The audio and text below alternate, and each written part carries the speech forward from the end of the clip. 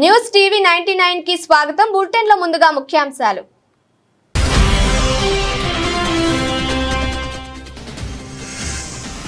ఘనంగా జరిగిన Ratan Tata Maharashtra state skill university మొదటి స్నాతకోత్సవం. ముఖ్య అతిథిగా హాజరైన ఉపరాష్ట్రపతి సిపి రాధాకృష్ణన్.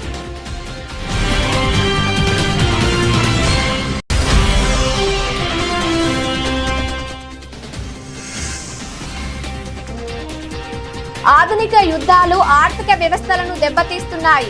ఆందోళన వ్యక్తం చేసిన కేంద్ర రక్షణ మంత్రి రాజ్నాథ్ సింగ్.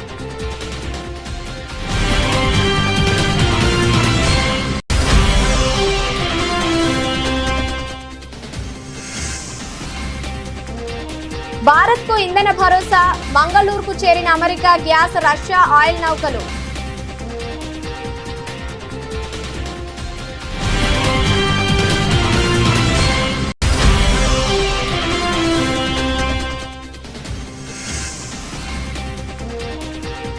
విమాన టికెట్ల ధరలపై కేంద్రం దృష్టి. ప్రయాణికులకు ఉపశమనం కల్పిస్తామన్న రామ్మోహన్ నాయుడు.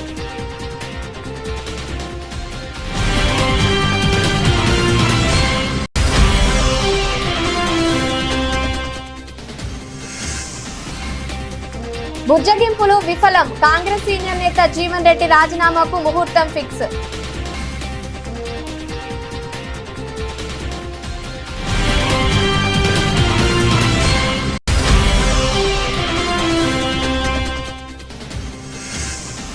నంది అవార్డులపై కీలక ప్రకటన చేసిన ఏపీ మంత్రి కందుల దుర్గేష్. కళాకారులకు ప్రభుత్వం పూర్తి స్థాయిలో అండగా నిలుస్తుందని హామీ.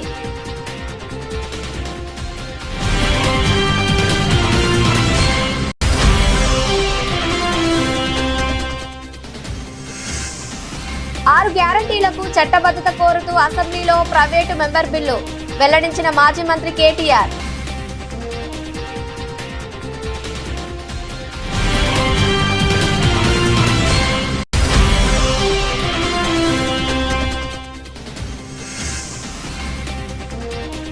ఏపీ సీఎంపై వైసీపీ నేత కారుమూరు సంచలన వ్యాఖ్యలు. తిరుమలలో 4 గంటల పాటు చేసిన హంగామా చేశారని విమర్శలు.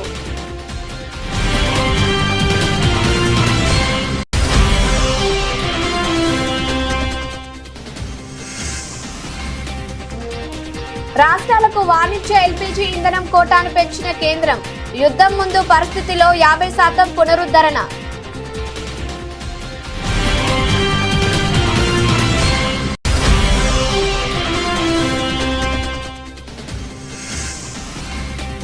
గాయపడ్డ వైసీపీ నాయకులను, కార్యకర్తలను పరామర్శించిన ఆర్ఎస్ శ్యామల. నిరంకుశ పాలనకు ఇది నిదర్శనమని మండిపాటు.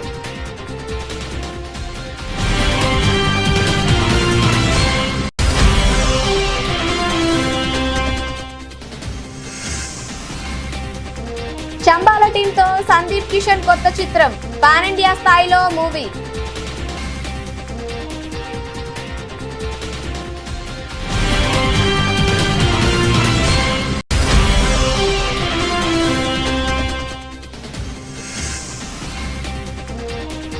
పసిడి పీడలకు శుభవార్త. రికార్డు స్థాయిలో పతనమవుతున్న బంగారం, వెండి ధరలు.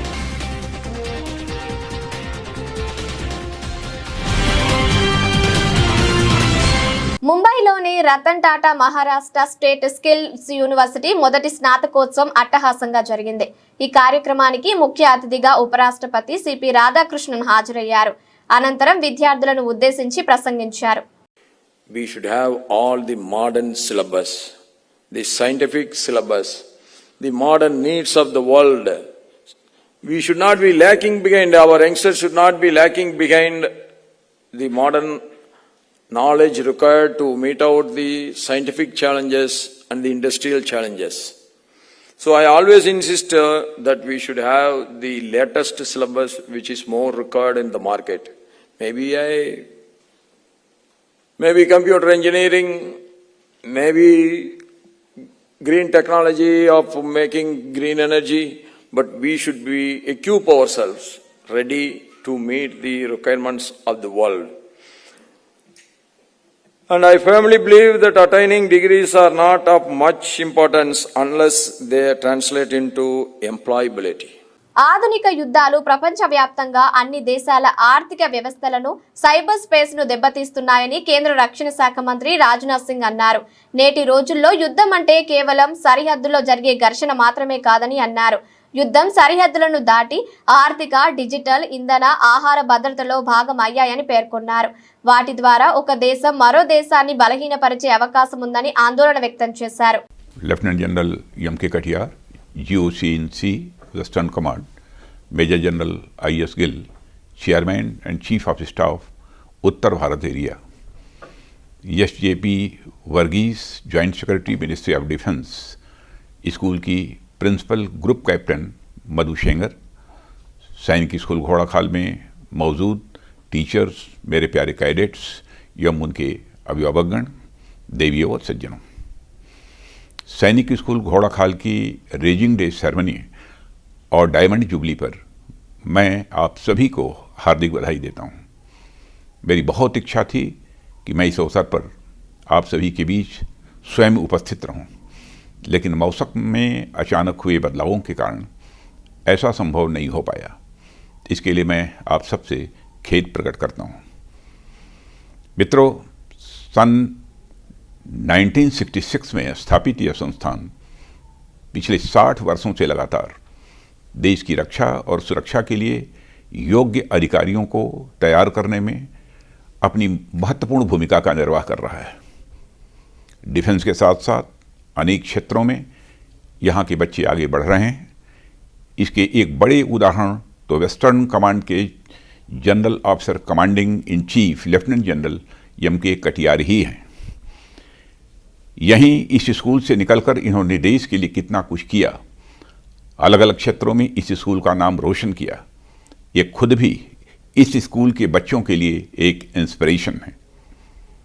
भविष्य में ऐसी अनेक उपलब्धियां इस स्कूल का इंतजार कर रही हैं। मित्रों, सैनिक स्कूलों की स्थापना का उद्देश्य देश की रक्षा सेवाओं के लिए युवा प्रतिभाओं को तैयार करना था। ప్రపంచవ్యాప్తంగా సరఫరా గొలుసులో ఆటంకాలు, మధ్యప్రాచ్యంలో ఉద్రిక్తతలు కొనసాగుతున్న వేళ భారత్ తన ఇంధన భద్రతను పటిష్టం చేసుకునేందుకు వ్యూహాత్మకంగా వ్యవహరిస్తుంది. ఇందులో భాగంగా అమెరికా నుంచి ధృవీకృత పెట్రోలియం గ్యాస్, రష్యా నుంచి ముడి చమురుతో కూడిన భారీ నౌకలు మంగళూరు పోర్టుకు చేరుకున్నాయి. అమెరికాలోని టెక్సాస్ నుంచి ఎల్పీజీతో బయలుదేరిన పైక్సిన్ పయనీర్ అనే కార్గో నౌక విజయవంతంగా మంగళూరు పోర్టులో లంగరేసింది. ఇదే సమయంలో రష్యా నుండి ముడి చమురును తీసుకొచ్చిన మరో నౌక కూడా పోర్టుకు 18 నాటికల్ మైళ్ల దూరంలో నిలిపి ఉంచారు. సింగిల్ పాయింట్ మూర్టింగ్ వ్యవస్థ ద్వారా ఈ చమురును పైప్ లైన్ లోకి అక్కడి నుంచి Mangaluru refinery and petrochemicals limited కు తరలించనున్నారు. మధ్యప్రాచ్యంలో ఉద్రిక్తతల నేపథ్యంలో ప్రపంచ ఇంధన ధరలను స్థిరీకరించే లక్ష్యంతో సముద్రంలో అప్పటికే ప్రయాణంలో ఉన్న రష్యా ముడి చమురు అమ్మకాలకు అమెరికా తాత్కాలికంగా అనుమతి ఇచ్చింది. ఈ అవకాశాన్ని అందిపుచ్చుకొని భారత్ రష్యా నుంచి చమురు కొనుగోళ్లను గణనీయంగా పెంచింది. ఇరాన్ ప్రమేయంతో నెలకొన్న వివాదాల వల్ల సరఫరాలో ఆటంకాలు ఏర్పడటంతో భారత్ ఈ చర్యలు తీసుకున్నట్లు తెలుస్తోంది. పశ్చిమాసియా యుద్ధ పరిస్థితులు విమానయాన రంగంపై ప్రభావం చూపుతున్నాయని కేంద్ర మంత్రి కింజారపు రామ్మోహన్ నాయుడు వ్యాఖ్యానించారు. విమాన టికెట్ల ధరల పెరుగుదల విషయంలో ప్రయాణికులపై భారం పడకుండా ఉండేలా చర్చిస్తున్నామని తెలిపారు. రైల్వే జోను ప్రధాన కార్యాలయం నిర్మాణం జరుగుతుందని జీఎంను నియమించారని అన్నారు.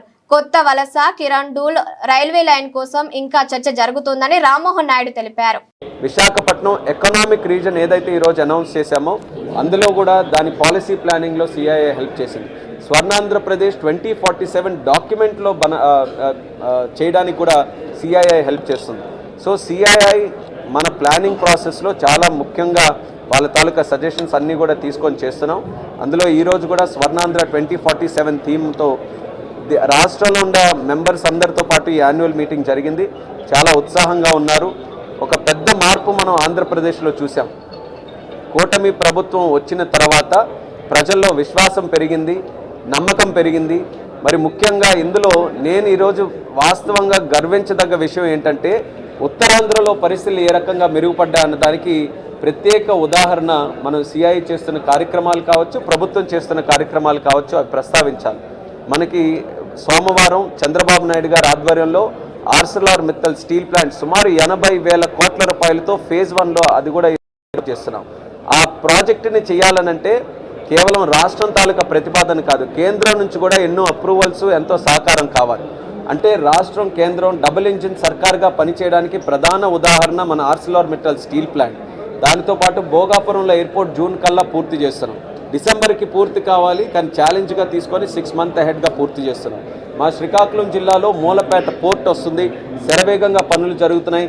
దానికి అప్రూవల్స్ కావాలంటే కేంద్రం నుంచి సాల్ట్ ల్యాండ్ అప్రూవల్స్ కూడా తీసుకొని వచ్చి ట్రంక్ ఇన్ఫ్రాస్ట్రక్చర్ బిల్డ్ చేసి అది కూడా పూర్తి చేస్తున్నాం. నక్కపల్లిలో బల్క్ డ్రగ్ పార్క్ కానీ, అలాగే ఎంఎస్ఎంఈ పార్క్స్ కానీ, అలాగే ముఖ్యంగా ఉమ్మడి కరీంనగర్ జిల్లాకు చెందిన కాంగ్రెస్ సీనియర్ నేత మాజీ మంత్రి టి జీవన్ రెడ్డి పార్టీకి రాజీనామా చేసేందుకు సిద్ధమైనట్లు తెలుస్తోంది. పార్టీలో తనకు సరైన గౌరవం లభించడం లేదన్న తీవ్ర అసంతృప్తితో ఉన్న ఆయన కాంగ్రెస్ ను వీడాలని దాదాపుగా నిర్ణయించుకున్నారు. ఈ పరిణామం తెలంగాణ కాంగ్రెస్ లో కలకలం రేపుతుంది. ఈ సంక్షోభాన్ని నివారించేందుకు మంత్రులు శ్రీధర్ బాబు, అడ్లూరి లక్ష్మణ్ కుమార్ శనివారం జీవన్ రెడ్డి నివాసానికి వెళ్లి ఆయనతో సుదీర్ఘంగా చర్చించారు. సీఎం రేవంత్ రెడ్డి, ఇతర హైకమాండ్ ప్రతినిధులు కూడా ఫోన్లో మాట్లాడి నచ్చజెప్పే ప్రయత్నం చేసినట్లు సమాచారం. అయితే వారి ప్రతిపాదనలను జీవన్ రెడ్డి సున్నితంగా తిరస్కరించినట్లు తెలుస్తోంది. సారి శ్రీధర్, లక్ష్మణ్ అంటూ తన ఆత్మ గౌరవాన్ని పనంగా పెట్టి పార్టీలో కొనసాగలేనని స్పష్టం చేసినట్లు సమాచారం. ఈ నెల 25వ తేదీన తన అనుచరులతో కలిసి మూకుముడిగా పార్టీకి రాజీనామా చేసేందుకు జీవన్ రెడ్డి ముహూర్తం ఖరారు చేసుకున్నారని రాజకీయ వర్గాల్లో ప్రచారం జరుగుతుంది. ఇందుకోసం జగిత్యాలలో ఓ ఫంక్షన్ హాల్ ను కూడా బుక్ చేశారని చెబుతున్నారు. దేవుడు శాసించాడు, మానవుడు అనుసరిస్తాడు అని తన కార్యకర్తల వద్ద వ్యాఖ్యానించడం ఆయన నిర్ణయం ఎంత నిశ్చయంగా ఉందో సూచిస్తుంది.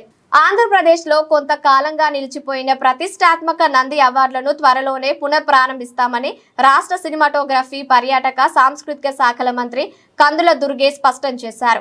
విశాఖపట్నంలో ఆయన మీడియాతో మాట్లాడుతూ ఈ కీలక ప్రకటన చేశారు. చలనచిత్ర, టీవీ, నాటక రంగాలకు చెందిన కళాకారులకు గౌరవం, గుర్తింపు అందించడంలో ప్రభుత్వం పూర్తి స్థాయిలో అండగా నిలుస్తుందని ఆయన హామీ ఇచ్చారు. విశాఖపట్నంలో సినిమా నిర్మాణానికి ఆయన లొకేషన్లు ఎన్నో ఉన్నాయని, వాటిని ప్రోత్సహించే నిర్మాణ సంస్థలను అక్కడికి ఆకర్షించేందుకు చర్యలు తీసుకుంటామని మంత్రి దుర్గేష్ వివరించారు. కూటమి ప్రభుత్వం కళాకారుల అభివృద్ధికి, సినిమా రంగం బలోపేతానికి కట్టుబడి ఉందని భరోసా ఇచ్చారు. నంది అవార్డుల ప్రధానోత్సవానికి ప్రభుత్వం సిద్ధంగా ఉందని ఉద్ఘాటించారు. ఎమ్మెల్యే గారు చెప్పినట్లుగా సినిమా రంగానికి కూడా ఖచ్చితంగా విశాఖపట్నం అనేది ఇక్కడ తీసినటువంటి ఏ సినిమా షూటింగ్ అయినా సరే ఆ సినిమా సూపర్ డూపర్ హిట్ అయినటువంటి నేపథ్యం ఉంది. ఇంకా నంది అవార్డుల విషయంలో కూడా మనకి ఏ రకమైనటువంటి ఇబ్బంది లేదు. నంది అవార్డులను తప్పనిసరిగా నిర్వహిస్తాం. అయితే మనకి గతంలో ఉన్నటువంటి పరిస్థితి, మధ్యలో 1924లో ఉన్నటువంటి విధానం, వీటిలన్నింటినీ సమీక్షించుకుని ఒక పూర్వం నుంచి ఉన్నటువంటి వాటికి ఇవ్వాలా, లేకపోతే ఇప్పుడు కొత్తగా ప్రారంభించాలనేటువంటి దాని మీద కొంచెం కసరత్తు జరుగుతుంది. జరిగిన వెంటనే నంది అవార్డులు కూడా ఇస్తాం, నంది నాటకోత్సవాలు కూడా కండక్ట్ చేస్తాం. ఖచ్చితంగా మీరే గమనిస్తే మీరు 2019-24 మధ్యలో ఉన్న పరిస్థితికి ఇప్పుడు చూస్తే కళాకారులు, రచయితలు, కవులు లాంటి వాళ్ళు చాలా సంతోషంగా ఉన్నారు. వాళ్ళకు గుర్తింపు ఉంది. ఇవాళ మనం ఇస్తున్నటువంటి అనేక పురస్కారాలు, ఉగాది పురస్కారం కానివ్వండి, కళారత్న కానివ్వండి, అదేవిధంగా మొన్న కందుకూరి పురస్కారాలు కానివ్వండి, గుర్రం జాషువా గారి ఉత్సవాలు కానివ్వండి, ఇలాగా లబ్ధప్రతిష్ఠులైనటువంటి ప్రతి ఒక్కరి పేరుతోటి రాష్ట్ర పండుగలు నిర్వహించడంతో పాటు ఎవరైతే కళాకారులు, జానపద కళారూపాలు ఉన్నాయో వాటన్నింటినీ ప్రోత్సహించే విధంగా రాష్ట్ర ప్రభుత్వం ఒక ప్రత్యేకమైన కార్యక్రమం చేపడుతుంది. కనుక ఇవాళ అద్భుతమైనటువంటి ప్రగతిని 21 నెలల్లోనే తీసుకురాగలిగాం. సినిమాకి ఇంకొంచెం గట్టిగా పనిచేయాల్సి ఉంది, ఖచ్చితంగా పనిచేస్తాం, దాన్ని కూడా తీసుకొస్తాం అనేటువంటి మాటను తెలియజేస్తూ పీవీఆర్ గ్రూప్ వాళ్ళకి ప్రత్యేకమైన అభినందనలు తెలియజేస్తున్నాను. వాళ్ళు త్వరలోనే మంచి రూపంలో దీన్ని తీసుకొచ్చి హైత్ లాంటి పెద్ద గ్రూప్తో టైఅప్ అయ్యారు. వాళ్ళ ఆర్కిటెక్చర్ కూడా ఇక్కడ ఆర్కిటెక్ట్ కూడా ఇక్కడికి వచ్చారు. ఆయన వారు కూడా సరైన సలహాలు ఇచ్చి ఒక మంచి 5 స్టార్ హోటల్ ఇక్కడ ఏర్పడితే తద్వారా మనం ఇందాక అనుకున్నట్లుగా పర్యాటక రంగానికి గమ్యస్థానంగా విశాఖపట్నాన్ని తయారు చేయడంలో వీరు కూడా ఒక భాగం కావాలని మనస్ఫూర్తిగా కోరుకుంటూ సెలవు తీసుకుంటున్నాను. కాంగ్రెస్ ప్రభుత్వం ఇచ్చిన 6 గ్యారంటీలను కేవలం మాటలకే పరిమితం చేయకుండా వాటికి చట్టబద్ధమైన హక్కు కల్పించాలని డిమాండ్ చేస్తూ బీఆర్ఎస్ దూకుడు పెంచింది. ఈ అంశానికి సంబంధించి ఈ రోజు తెలంగాణ భవన్లో జరిగిన మీడియా సమావేశంలో కేటీఆర్ సంచలన వ్యాఖ్యలు చేశారు. వచ్చే శుక్రవారం అసెంబ్లీలో తాము ప్రైవేటు మెంబర్ బిల్లు ప్రవేశపెట్టబోతున్నామని, దీనికి అనుమతి ఇవ్వాలని స్పీకర్ను కోరుతున్నామని వెల్లడించారు. సీఎం రేవంత్ రెడ్డి బాధ్యతలు చేపట్టిన రోజే 6 గ్యారంటీల ఫైలుపై సంతకం చేశారని, గవర్నర్ ప్రసంగంలో కూడా ఇదే చెప్పించారని, కానీ ఇప్పుడు ఆ ఫైలు ఎక్కడుందో తెలియడం లేదని కేటీఆర్ ఆరోపించారు. ఏమొస్తుంది, చట్టం అయితే ఏం జరుగుతుంది? కొంతమందికి అనుమానం ఉండొచ్చు, అసలు ఈ చట్టం ఏంది, ఏం మాట్లాడుతున్నాడు ఈయన అని. చట్టం అయితే అడ్వాంటేజ్ ఏంటంటే ఈ రాష్ట్రంలోని ఆడబిడ్డలకి, మన ముఖ్యమంత్రి గారు మాట్లాడారు కదా, మీరు చూసింటారు. ట్రాఫిక్ చలాన్లు అవసరమైతే ఎవరైతే ఆ చలాన్ పడుతుందో వాళ్ళ ఖాతాను డైరెక్ట్గా బ్యాంకులకి వెళ్ళి కట్ చేయాలి అని ముఖ్యమంత్రి గారు మాట్లాడారు. చట్టం అయితే ఏమవుతుందంటే మీకు కూడా సవలతు వస్తుంది. మీకు కూడా 2500 ఎదురు చూసి అక్కడ ఉండదు. చట్టం అయితే నా ప్రైవేట్ మెంబర్ బిల్లు పాస్ అయితే, కాంగ్రెస్ బీజేపీ సహకరిస్తే బిల్లు పాస్ అయితే ఏం జరుగుతుందంటే మా రాష్ట్రంలోని ఆడబిడ్డలందరికీ సచ్చినట్టు గవర్నమెంట్ 2500 ఇవ్వాల్సిందే. లేకపోతే డైరెక్ట్గా ఖాతాలకు వెళ్ళి కట్ చేసుకునే ఆటో డెబిట్ సౌకర్యం తప్పకుండా మీకు వస్తుంది. మీ ఖాతాల్లో వచ్చి పడుతుంది, లేదంటే బాకీగా మిగిలిపోతుంది. మీకు తప్పకుండా ప్రభుత్వానికి ఇయ్యక తప్పని పరిస్థితి వస్తుంది. రాష్ట్రంలోని పెద్ద మనుషులందరికీ 4000 పెన్షన్కి సంబంధించి చట్టబద్ధత వస్తే మీకు హక్కు వస్తుంది. ఆ హక్కుతో మీరు కోర్టుకు పోయి ఇగో చట్టం ఉంది వీళ్ళు ఇస్తలేరు అంటే కోర్టు మొట్టికాయలేసి గవర్నమెంట్తో మిత్తితో సహా మీకు కట్టించిస్తుంది. అవు గది లాభం అయ్యేది. రైతులకు హక్కు వస్తుంది. 6 గ్యారంటీల చట్టం అయితే హక్కు వస్తుంది. ఎట్లా హక్కు? మాకు 15,000 అన్నాడు, ఇస్తలేడు, ఇప్పటికే 3 సార్లు ఎగ్గొట్టిండు రైతు బంధు అని మీరు కోర్టుకు పోతే కోర్టు మొట్టికాయలేసి గవర్నమెంట్తోని ఖచ్చితంగా మీకు పైసలు ఇప్పిస్తుంది. రాష్ట్రంలోని విద్యార్థులకు లాభం అవుతుంది. 5 లక్షల విద్యా భరోసా కార్డు ఇయ్యక తప్పని పరిస్థితి గవర్నమెంట్కు ఆ అనివార్యత ఏర్పడుతుంది. అందుకే మేము మీ తరపున ఈ బిల్లు పెడతా ఉన్నాం. మీరు దరఖాస్తులు ఇవ్వాల్సిన అవసరం ఉండదు, దండాలు పెట్టవలసిన పని లేదు, ఇక అయ్యా అప్ప అని చెప్పి ఎవరిని బతిమలాడుకోవాల్సిన అవసరం. ఏపీ సీఎంపై వైసీపీ నేత కారుమూరు వెంకటరెడ్డి మరోసారి సంచలన వ్యాఖ్యలు చేశారు. నిన్న తిరుమలలో సీఎం చంద్రబాబు కుటుంబం 4 గంటల పాటు చేసిన హంగామా చేశారని అన్నారు. చంద్రబాబు సామాన్య భక్తుడిలా వెళ్లలేదని, సామాన్య భక్తుడా వెళ్లడం అంటే సామాన్య భక్తులతో కలిసి వెళ్లడమని పేర్కొన్నారు. గంటలు ఉండి ఫోటో షూట్ చేసుకుని వచ్చారని విమర్శించారు. తిరుమల లడ్డుపై చేసిన దుష్ప్రచారానికి భక్తులు అసహించుకుంటున్నారు అని తెలిసి దాన్ని కవర్ చేసుకోవడానికి ఇదంతా చేస్తున్నారని ధ్వజమెత్తారు. నిన్న తిరుమలకి చంద్రబాబు నాయుడు గారు వెళ్లి ఏదైతే అక్కడ ఒక 4 గంటల పాటు తిరుమల వెంకటేశ్వర స్వామి గుడిలో చేసినటువంటి ఏదైతే ఫోటో షూటు, నానా హంగామా, భక్తులు పడినటువంటి తీవ్రమైనటువంటి ఇబ్బందులు. సో కానీ ఈరోజు పత్రికల్లో చూస్తే ఇక్కడ చంద్రబాబు నాయుడు గారు ఇచ్చినటువంటి షో పుట్టకు సంబంధించినటువంటిది ఆంధ్రజ్యోతి ఈనాడు వీళ్ళు ఇంకా షో చేశారు. దాన్ని ఏంటో ఒకసారి చూద్దాం. అది మహాద్వారాన్ని కాదని సాధారణ భక్తుడిలాగా చంద్రబాబు నాయుడు గారు క్యూ లైన్లో వెళ్ళాడని చెప్పి రాసుకున్నారు. అసలు మహాద్వార దర్శనం రాజ్యాంగబద్ధ పదవుల్లో ఉన్న వాళ్ళకి ఎందుకు కల్పిస్తారు? సామాన్య భక్తులు ఇబ్బంది పడకుండా వీళ్ళు తొందరగా దర్శనం చేసుకుని వెళ్ళిపోతే ఏదైతే మిగిలినటువంటి సామాన్య భక్తులు ఇబ్బంది పడకుండా గంటల తరబడి క్యూ లైన్లో వేచి ఉండకుండా ఉంటారని. చంద్రబాబు నాయుడు గారు సామాన్య భక్తుడిలాగా వెళ్ళాలా అంటే, సామాన్య భక్తుడిలాగా వెళ్ళటం అంటే ఏంటి? సామాన్యులతో కలిసి వెళ్ళటం. జనంతో కలిసి ఏమన్నా చంద్రబాబు నాయుడు గారు దర్శనం చేసుకున్నారా? సామాన్య భక్తుడిలాగా వెళ్లారని రాయటానికి మీకెట్లయినా సిగ్గు లేదు. రెండో అంశం వచ్చేటప్పటికి నిన్న 4 గంటల పాటు 4 చంద్రబాబు నాయుడు గారు, చంద్రబాబు నాయుడు గారి భార్య, చంద్రబాబు నాయుడు గారి కొడుకు, వాళ్ళ మనవడు, మరి చంద్రబాబు నాయుడు గారి కోడలు ఏదైతే బ్రాహ్మణ్ గారు ఎందుకు రాలేదో లోకేష్ గారి భార్య, అది మనకు తెలియదు. సో ఈ 4 గంటల పాటు ఏదైతే తిరుమలలో చేసినటువంటి నానా హంగామా. ఎందుకు హంగామా అంటున్నాను? నార్మల్గా తిరుమల ప్రధానమంత్రి కావచ్చు, రాష్ట్రపతి గారు కావచ్చు, లేదంటే గవర్నర్ గారు కావచ్చు, హైకోర్టు జడ్జిలు, సుప్రీంకోర్టు జడ్జిలు కావచ్చు, అనేక మంది ఏదైతే వివిఐపీలు. కేంద్ర ప్రభుత్వం రాష్ట్రాలకు వాణిజ్య ఎల్పీజీ ఇంధనం కోటాను పెంచింది. 3 వారాల కిందట గల్ఫ్ యుద్ధం ముందున్న సరఫరాలో 50 మేరకు ఈ నెల 23 కల్లా పునరుద్ధరిస్తున్నట్లు ప్రకటించింది. ఇప్పటికే 30కు దాకా పునరుద్ధరించారు. మరో 20% 2 రోజుల్లో పునరుద్ధరిస్తారు. ఈ మేరకు రాష్ట్రాలకు పెట్రోలియం శాఖ కార్యదర్శి లేఖలు రాశారు. ప్రజా సంక్షేమం, ఆహార సరఫరాతో సంబంధం ఉన్న రంగాలకు ఈ పెంచిన కోటాను కేటాయిస్తారు. రెస్టారెంట్లు, ధాబాలు, హోటళ్లు, పరిశ్రమల క్యాంటీన్లు, ఫుడ్ ప్రాసెసింగ్ పరిశ్రమలు, డైరీలు, కమ్యూనిటీ కిచెన్లు, ప్రభుత్వ లేదా మున్సిపాలిటీ సబ్సిడీ క్యాంటీన్లు, 5 కిలోల సిలిండర్లు వాడే వలస కూలీలు ప్రాధాన్య వర్గాలుగా ఈ పెంచిన 20కు కోటాను అందుకుంటారు. ఈ రంగాల్లో ఉన్నంత మాత్రాన ఆటోమేటిక్ గా సిలిండర్ రాదని, తప్పనిసరిగా చమురు సంస్థల దగ్గర తప్పనిసరిగా నమోదు చేసుకోవాలని కేంద్రం స్పష్టం చేసింది. ఇప్పుడు ఎల్పీజీ సిలిండర్లు అవసరం అనుకున్న వినియోగదారులంతా పైఫుడ్ న్యాచురల్ గ్యాస్ కనెక్షన్ కోసం చమురు సంస్థల దగ్గర దరఖాస్తు చేసుకోవాలని, అలా చేసుకుంటూనే పెంచిన కోటాలో వాణిజ్య గ్యాస్ అందిస్తామని కేంద్రం తేల్చి చెప్పింది. ऑनलाइन बुकिंग्स में लगभग 93% की what we say, almost 93% of the booking is online. Delivery authentication code के द्वारा डिलीवरी की जा रही है. पैनिक बुकिंग में काफ़ी रिडक्शन है और कल हमें लगभग 55 लाख रिफिल बुकिंग की रिक्वेस्ट रिसीव हुई है. एलपीजी सिलेंडर की डिलीवरी नॉर्मल है. कमर्शियल एलपीजी में लगभग 18 स्टेट्स और यूनियन टेरिटरीज ने एलोकेशन ऑर्डर इशू किए हैं और पिछले एक हफ्ते में लगभग 11,300 टन कमर्शियल एलपीजी कंज्यूमर्स को दी गई है और सभी स्टेट्स के पास सप्लाईज उपलब्ध है. इसके अलावा एजुकेशनल इंस्टीट्यूशंस और हॉस्पिटल्स को इस एलोकेशन का लगभग 50% मिला है. कैरोसिन का जो एडिशनल एलोकेशन किया गया है उसमें भी लगभग 15 स्टेट्स और यूनियन टेरिटरीज ने एलोकेशन ऑर्डर जारी किए हैं. बाकी सभी स्टेट्स और यूनियन टेरिटरी गवर्नमेंट से एलोकेशन ऑर्डर जारी करने की रिक्वेस्ट की गई है. తిరుపతి కూటమి నాయకుల చేతిలో గాయపడ్డ వైఎస్ఆర్సీపీ నాయకులను కార్యకర్తలను వైఎస్ఆర్ కాంగ్రెస్ పార్టీ రాష్ట్ర అధికార ప్రతినిధి ఆర్ఏ శ్యామల పరామర్శించడం జరిగింది. ఈ సందర్భంగా శ్యామల మాట్లాడుతూ తిరుపతిలో బీఆర్ నాయుడు లీలల ఉదంతంపై బీఆర్ నాయుడు బస చేసిన హోటల్ దగ్గర శాంతియుత నిరసన చేపట్టిన తిరుపతి వైఎస్ఆర్సీపీ మహిళా నాయకులు కార్యకర్తలపై భౌతిక దాడులు చేయడం సిగ్గుచేటు అని ధ్వజమెత్తారు.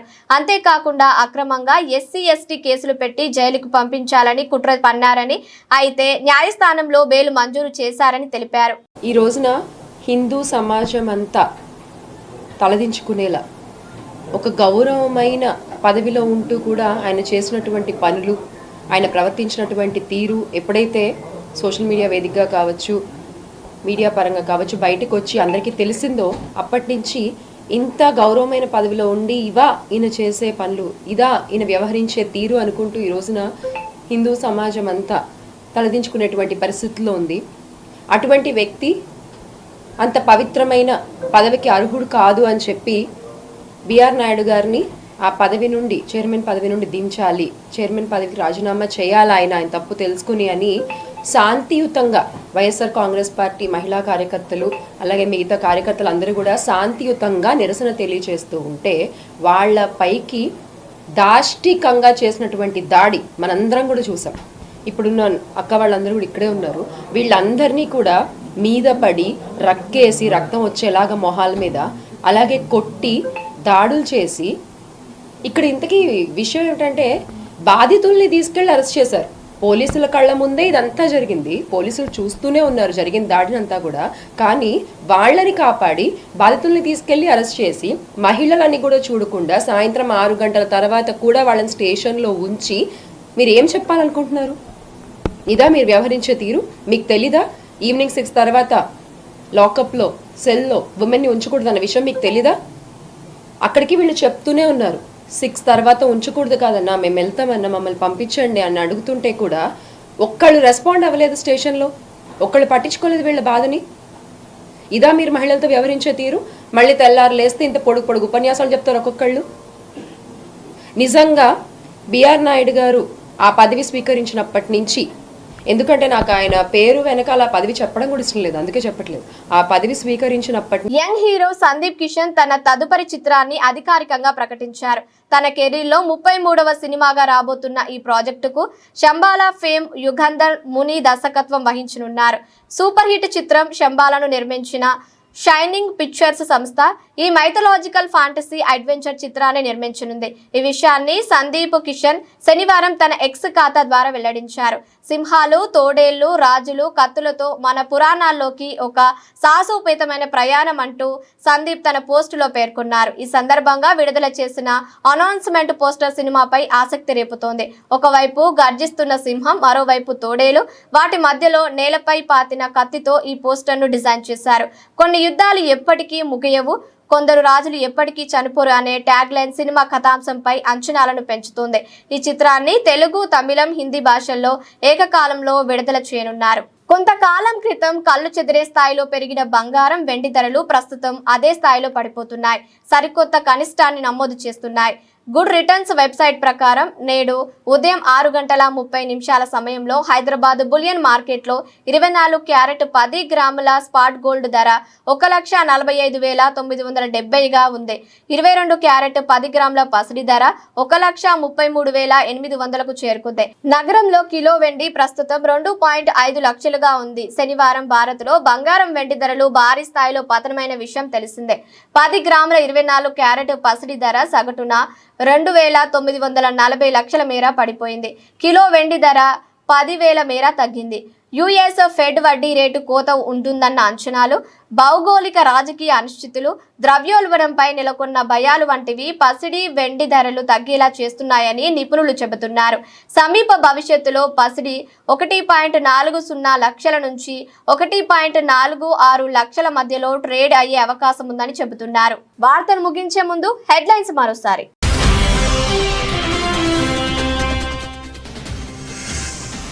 ఘనంగా జరిగిన Ratan Tata Maharashtra state skill university మొదటి స్నాతకోత్సవం. ముఖ్య అతిథిగా హాజరైన ఉపరాష్ట్రపతి సిపి రాధాకృష్ణన్.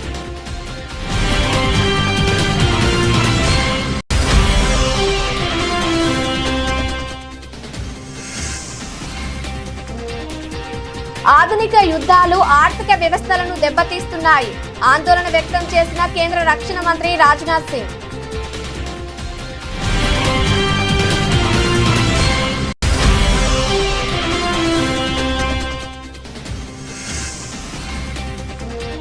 భారత్కు ఇంధన భరోసా. మంగళూరుకు చేరిన అమెరికా గ్యాస్, రష్యా ఆయిల్ నౌకలు.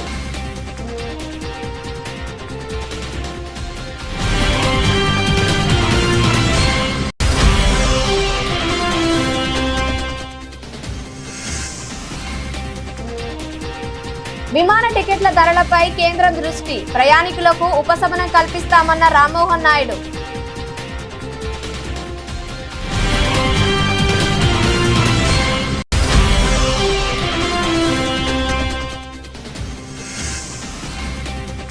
బుజ్జగింపులు విఫలం. కాంగ్రెస్ సీనియర్ నేత జీవన్ రెడ్డి రాజీనామాకు ముహూర్తం ఫిక్స్.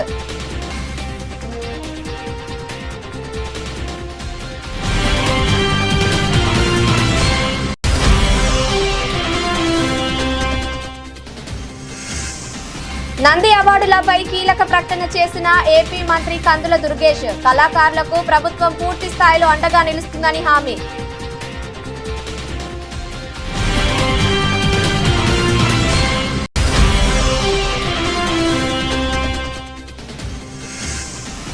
ఆరు గ్యారంటీలకు చట్టబద్ధత కోరుతూ అసెంబ్లీలో ప్రైవేటు మెంబర్ బిల్లు వెల్లడించిన మాజీ మంత్రి కేటీఆర్.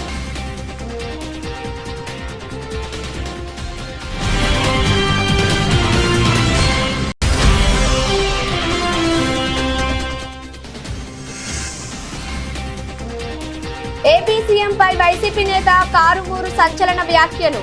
తిరుమలలో 4 గంటల పాటు చేసిన హంగామా చేశారని విమర్శలు.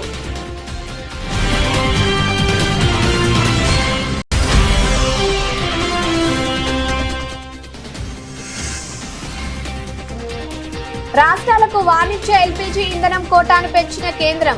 యుద్ధం ముందు పరిస్థితిలో 50% పునరుద్ధరణ.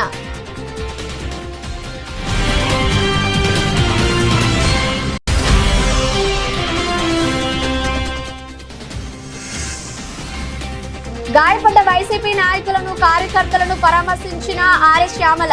నిరంకుశ పాలనకు ఇది నిదర్శనమని మండిపాటు.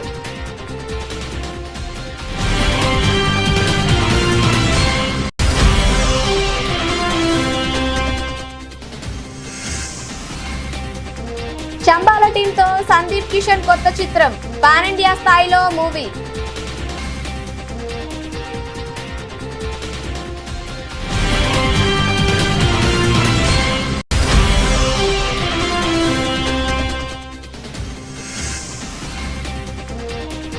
పసిడి పీడలకు శుభవార్త. రికార్డు స్థాయిలో పతనమవుతున్న బంగారం, వెండి ధరలు.